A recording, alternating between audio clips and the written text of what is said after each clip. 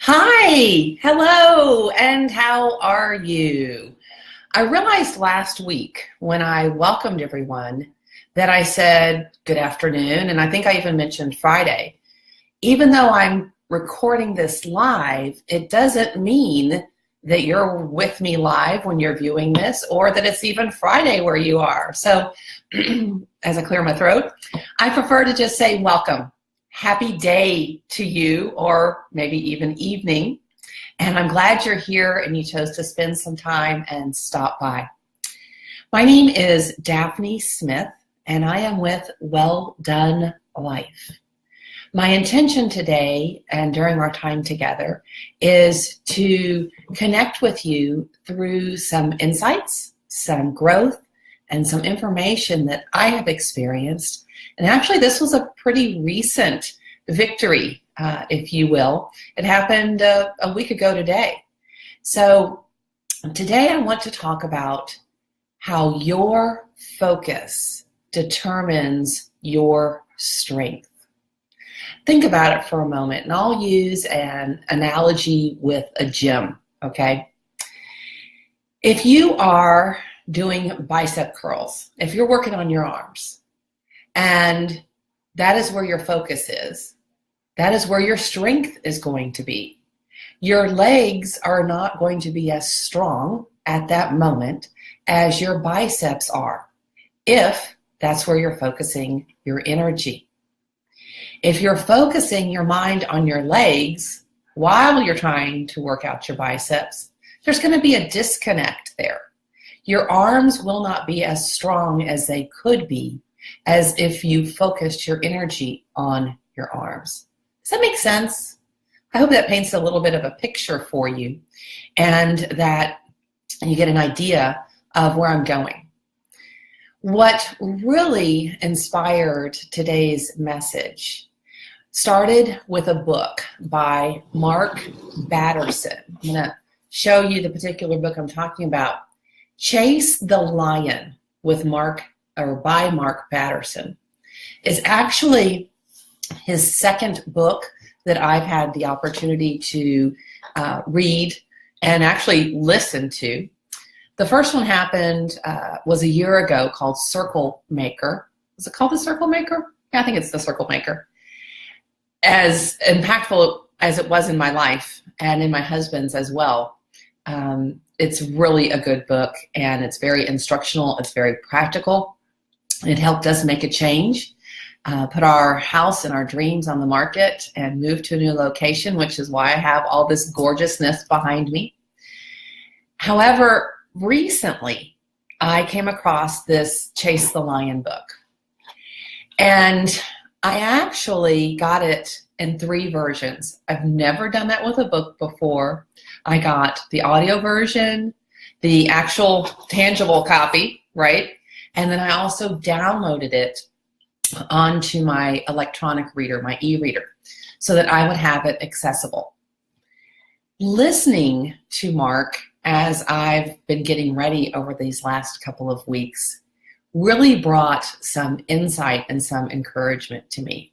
Now, I don't know about you, what your favorite form of learning is, but this is the first time I've ever downloaded an Audible book.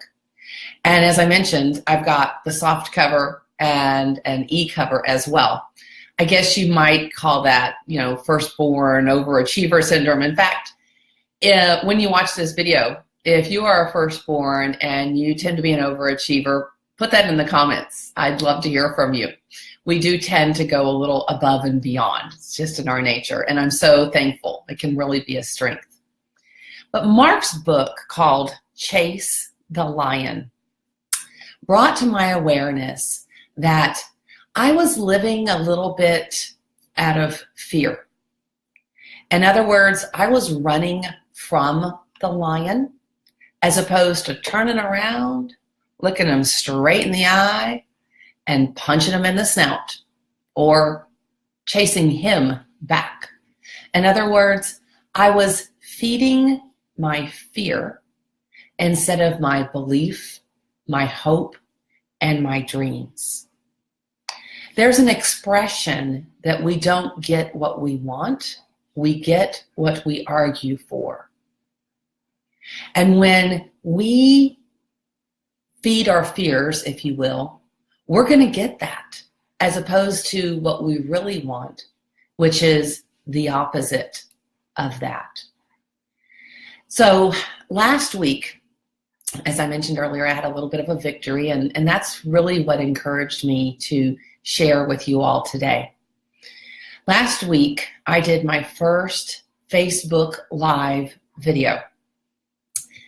I had been hearing from lots of people that I needed to enter into this medium, start reaching out and connecting with people this way. I'll be honest, I was not looking forward to it, and I talked myself out of it, I don't know, at least a dozen times, once a month for the last year. And I finally, after listening to Mark's book, I decided I was going to face my fear and chase down that lion. And you know what? I survived. Ta-da! Here I am, a week later. I did not die from panic or fear. If you get an opportunity to watch last week's video, you'll see my first ever, and it's on my YouTube channel, Well Done Life Daphne V. Smith, and you'll get to experience that teaching. That entire video came as a result of reading this book and facing my fear. Now, right after that video, actually, I think it was about 45 minutes later, I hopped in the car and I drove to an appointment, which was facing another fear. I was chasing down another lion last week, and that was to get new headshots. Now, I don't know if you're a guy watching this, you may not identify as much as a woman would. However, I do know, regardless of gender, we all have insecurities.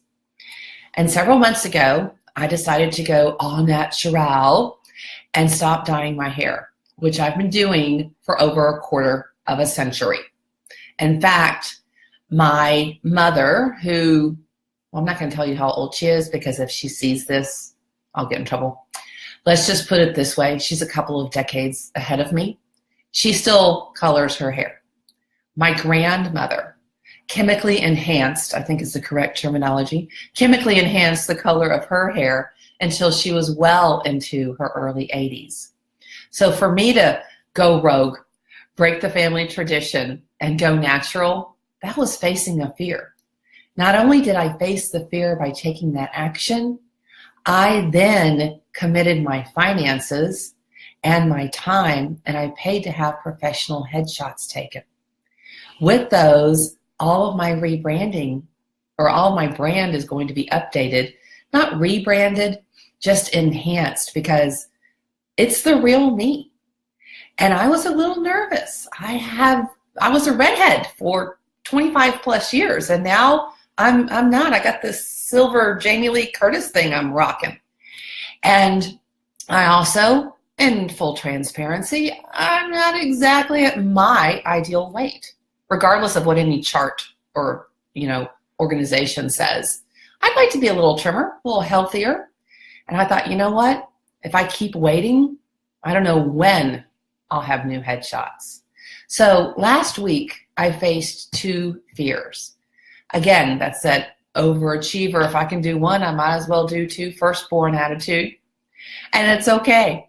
It's, one of those go big or go home kind of philosophies. I will tell you this, though.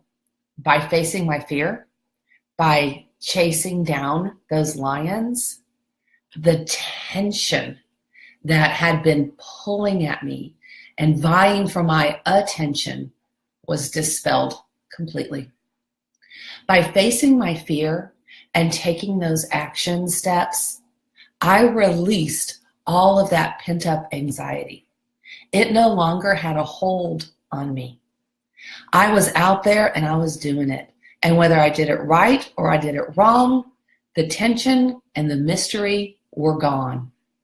Now I know what to do next time, and the time after that, and the time after that, to get stronger and to get better.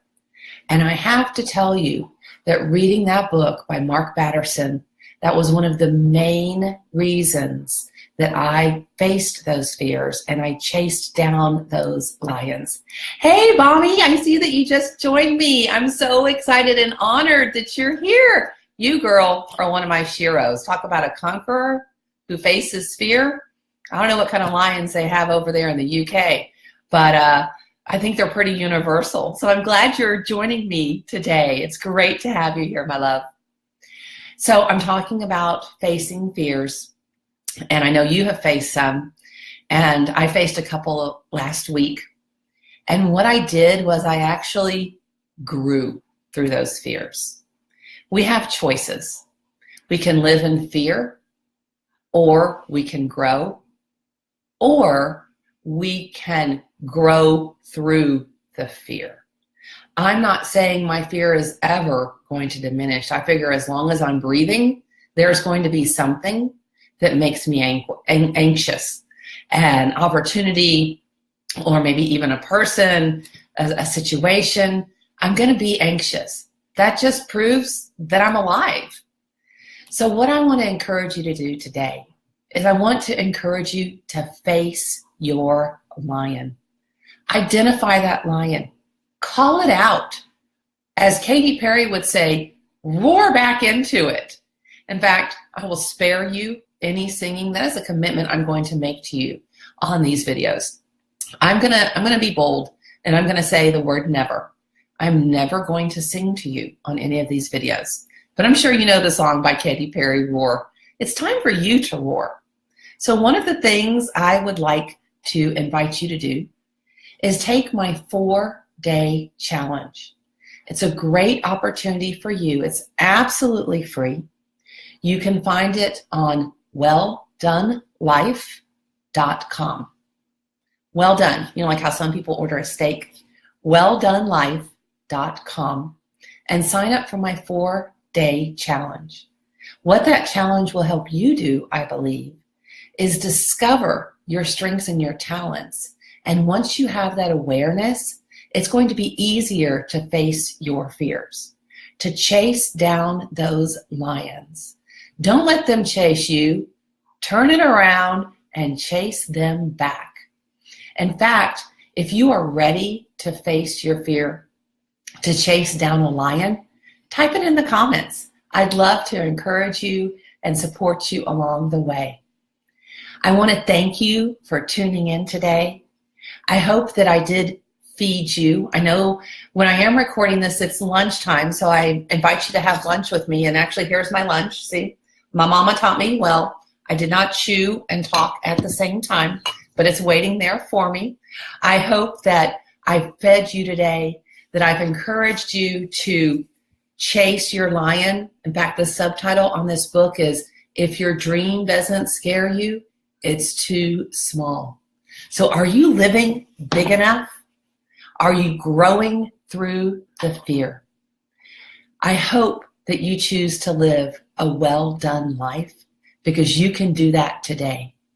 Chase down those lions, face the fear, have a great day. And again, I want to thank you for taking time out to join me. My name is Daphne Smith with Well Done Life. My question for you today is, are you living one? Take care, and until next time, face your fear. Bye-bye.